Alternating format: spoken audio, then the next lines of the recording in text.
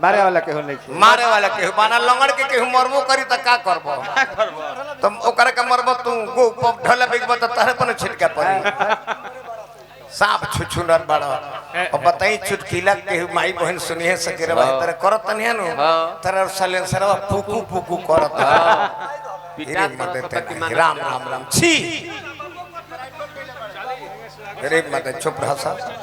हमरा से अश्लील मत कह सकर जवाब दे बात सो यही तरह जानी जे सुहाग रात रहे अभियान तो भाई गईले हां तो मौगी पूछल चेरवा का जानी ले कहले जे हम हैरान कर दे आ तोहरा के परेशान कर दे हां अरे खोजे यारी कैसे जी कैसे रे वो हैरान कर दे हैरान करी ना कैसे रे वो परेशान कर दे तो कहले जे हैरान कर दे जे दोनों गोड़ के जोड़ हे ही बाबा ये 10 इंची के है 10 इंची के है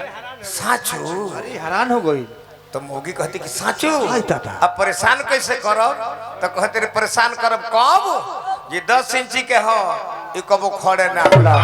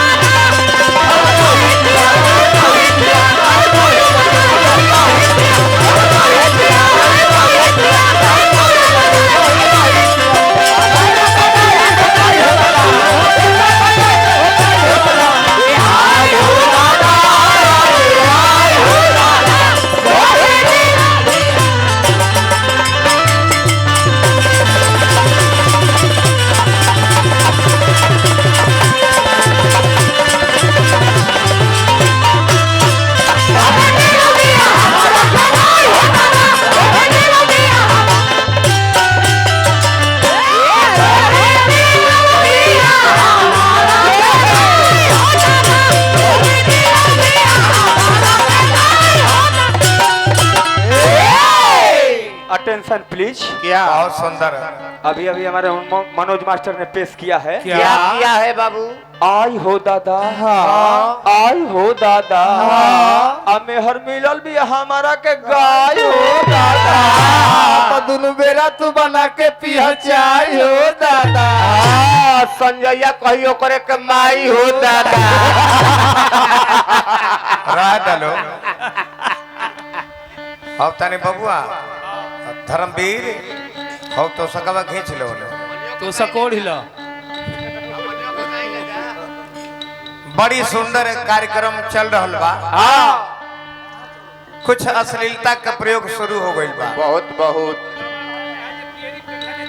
कुछ अश्लीलता का प्रयोग शुरू हो गई जैसे अभियंता जी कम कहे जे कहाँ करने तो कले जे पियरिया पहने में देरी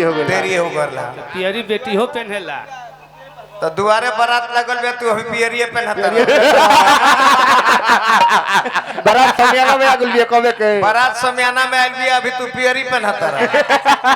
हां डाल तेरे माथे त नहीं लड़का है मोर बन के खड़ा बा कबेले कबले लड़का ही मोर बन के खड़ा बा तू पियरिया पहनता रहा अरे तोरा इतहार जवाब रहला यहाँ के कनिहा कहतर जी दुआरी पर केहू लावा मेरा हो तो केहू इमली घोटा दे तो केहू उनका के कनिया दान कर दे भाई नाइथने को चिनिए बेदा मालू आई भाई हनुमान सम्राट जी के धन्यवाद नारायण जी द्वार पर उस कार्यक्रम रहल हा अब बताई अपना बहिनी के बियाह में लोग सिकरी एगो नहीं खेते आ दूसरा के बेटी के बियाह में मोटरसाइकिल किन तलो जौन कहबो तौन छोट मुंह से बड़ बात जब कहे लालू नु तो बड़ा हमरा ऑनस बीतला ऐसे ना कह मन करे जे नीचवा का निकास के ऊपर देबे लगे ओकर दिसंबर में दिन धरा गेल बा हलचल जी उ कहत रहे उ मत धरस जौन मुंहवा कहेला उ करे ना अरे जा मुहावा जौन कही तौन करी ना अगर करे के होई तैया हम तारे से पूछब हमर बहुत दिन के मित्र बड़े बेचारू चिनिया बेदा वाले हाँ साज बाज पर नियंत्रण थोड़ा राखी भाई एगो ठेका हाथ चुकी ले बने कहां तो से मेटुकी ये ऐसा न ठेका पीटे तरे जे कान के जाने और गीतन के शब्द नहीं खे बुझा साफ जेरवा कौन शब्द कहता नहीं हाँ। उस शब्द में नहीं खे बुझा अतना न ढोलक मार दे तरे धाय दे इ त उ गीत का उतर जे निको ने के बुझा त लोग का बुझाई इनका हुए नहीं के बुझा हम का उतर ए तरह दूगो मेहरारू लड़ा रली से चंदन बाबू हाँ एगो कहे जे हमार मर्द इतना पढ़ल हो हाँ जो लिख देले त दूसरा से पढ़ही बना कर ना दोसर के लोग कहते कि चुप रहो चुप रह तब का पढ़ल हो रे हमार मर्द इतना पढ़ल हो अतना पढ़ल हो आता ना जो उ लिखेला नु हां तो करा पनहु पढ़े ना आवेला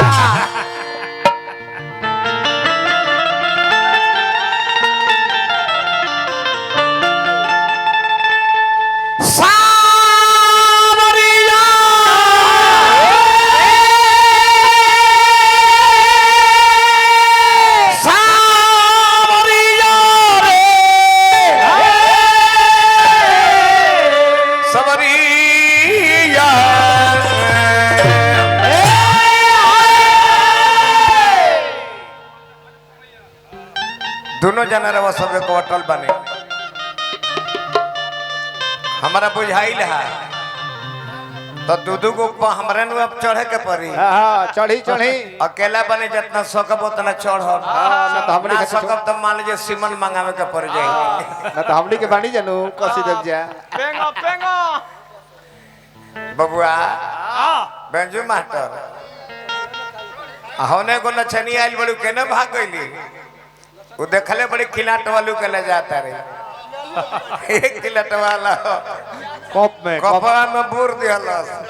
तब नरिया में मेरा दिहलस मेरा वाला के बाद तब कहल गई चाचा तनिक धीरे धीरे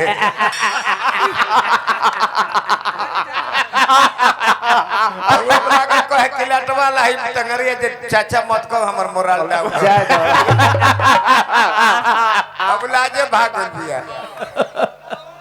जाता ना छोड़ल छोड़ल नचनिया बाड़ी सो हाँ कुल लोग का रखले बाले लोग हम एगो किलाट मास्टर बटेंगरी इंडिया नेशनल वादक हो तो बनावल के कर कमलबास कुंवर के हाँ बनावल के कर कमलबास कुंवर के तू कहत रहे कि तारा में किलाट ना बाजी काहे के बाजी बाजी ओकरा जगह पर 4 गो झलवैया रे कोनी के रोजगार ना देब हैं ई गौनाई रोजगार हो हाँ 10 गो लइकन के फैक्ट्री हो आइए हो रोज कारखाना चलता 10 रुपया होता हाँ प्रोग्रामवा चलले नु तो टेंटो वाला कमाले माइको वाला कमाले उनका संग 10 गो लेबर हुए उनको संग 10 गो वर्कर हुई है हमरो संग 20 गो वर्कर बड़े ये फैक्ट्री है ए फैक्ट्री से हर ढेर लोग के रोजगार चल रहा तो उनका 1500 रुपए दे दी उतना 4 गो झाल वालन के रोजगार चली हम उत्पत्ति करी ले हाँ यूज ना करी उत्पत्ति करके फेंक दे बाजार में जा अपन कमा खा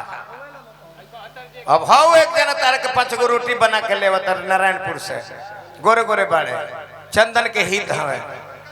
चंदन के हित हवे उनका में एगो शिव जी यादव बड़े रजरिया के अरे 5 गो रोटी तारे के बना के ले धरे तो जानते ढेर खातिर कइले बड़े का वो आटा मांग के रोटी बना के लिए अरे मत खाना खाते रहे बरा कौवा को ना खोले है बताएं एही तरह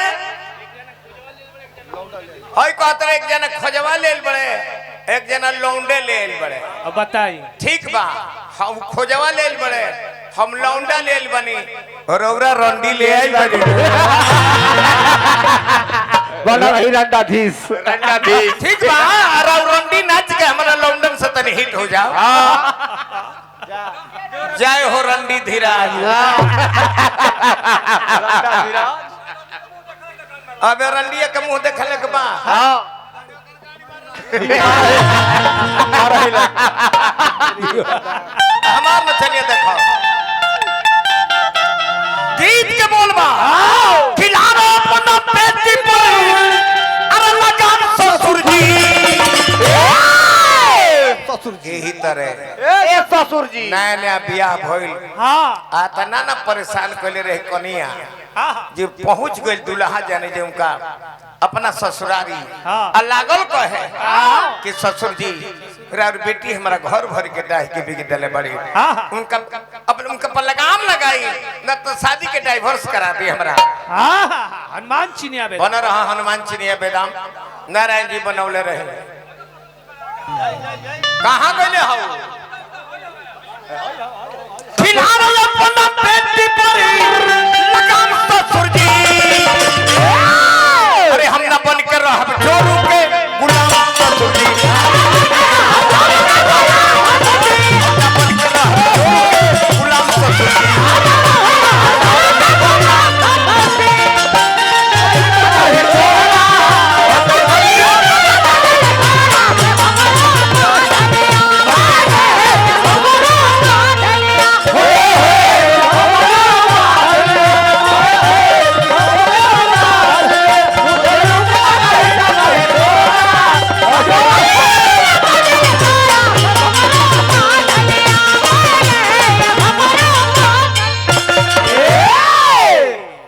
रोटी खियाइबन कर कुल खून घींच जतन जतना खियौले ओकबा ससुर त पीछे बैठल बने जानला का कर दिया केहू के न कहल करे टहल करे घर के पेड़ के मुंह ले बिया सब घर घर के पेड़ के नु कहां गल खोजड़िया हो केहू के न कहल करे टहल करे घर के पेड़ के मुंह मतिया सब घर घर के अरे केहू के न सुनले सलाम ससुर जी हम न बन के रहब जोरू के गुलाम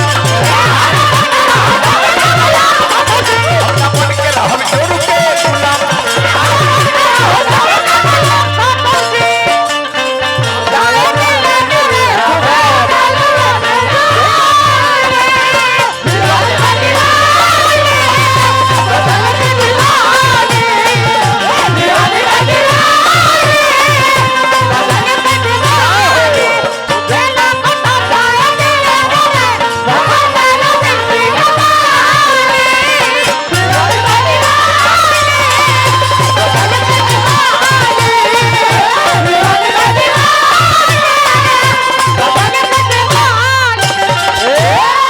हजारों हजार रुपए पुरस्कार मिलता है एक बारी में श्री सोनू सम्राट जी बड़े के गांव से पुरस्कार देनी हमरा तरफ से हार्दिक अभिनंदन ये हमरा नीतू फर्मा श्री माननीय बाबू टुन्ना सिंह जी भाई उनकर मुन्ना सिंह जी और हमरा विनोद भैया डुमरा हजारों हजार रुपए पुरस्कार मिलल हार्दिक अभिनंदन शुभकामना बा इहे माने हो गाना कम गवाई रुपया ज्यादा मिलल इहे माने हो लह बटोरा है तनी मैं कल पोल के पैसा है का करती है डाह के मुंह आते ले बिया कहती है कि अलगे हम खाना बनाई कहती है कि हम अलगे खाना बनाई बाबू भाई संग ना रहो हाँ काजी कहते कि अलगे हम खाना बनाई आ तोहरे के एगो रोटी बेल के खियाई न तो सास ससुर के मानब ना तो बताओ हम कैसे रहो अरे तू ही दोनों हमारा के जवाब ससुर जी हम न बन के रह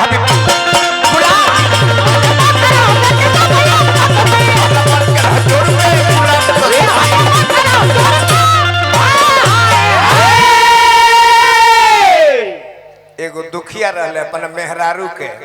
अपना ससुर के जाके रहन देता रहे अब तो यहाँ का फरमाइश कर दिले बनी पंकज बसुदारी जी आई नहीं खन कहे जे गाना में तहर लगे 3-4 गो बोल रहे बा जहाँ जाता रहे 6 बरिस ले चाहे गाना गावता रहे चारियो गीती है अब फरमाइश करे के बहाना करे लगे पंकज जी फरमाइश कैले बड़े तहर दिल है कि चार्जर कहीं तू लगा ले लू आई गवले अभिषेक तिवारी उनका से का दिल है का तो कहला खेसारी लाल अभी धैले बड़े हो बात तू कभी हवा नया नया गायक बड़ा तू अपने गीत गावो तू केहू के गावल मत गावो हाँ जी अब ला प्रसंग छेड़ले बड़े तो तनी मनी हाँ पाभर हमरो को में ढुक जाए थे ढोकी ढोकी अजीत हलचल जी हाँ चुटकिला फुहर फोर कले हाँ अभियंता भाई बताई उनका ये कुल कहे के चाहिए जे ऐनक लागल है पलंगवा में निबस्त्र। रवा एतर निबस्त्र होगरनी और करत रहे त भाई सलेंसर पुक पुक पुक पुक करते रहे आ तू जे का करत लो जगानी मारब पलंगिया के नीचे जातना लंगड़ आनहर होता रे सा औरे बोला बस फालतू बोल एगो लोथवा के सुननी है बड़ा कैसे तो अरे हम का कहे तो हम जने क्यों हो इनके दोस्त नहीं खे इनके जन्म लिहला में दोस्त बा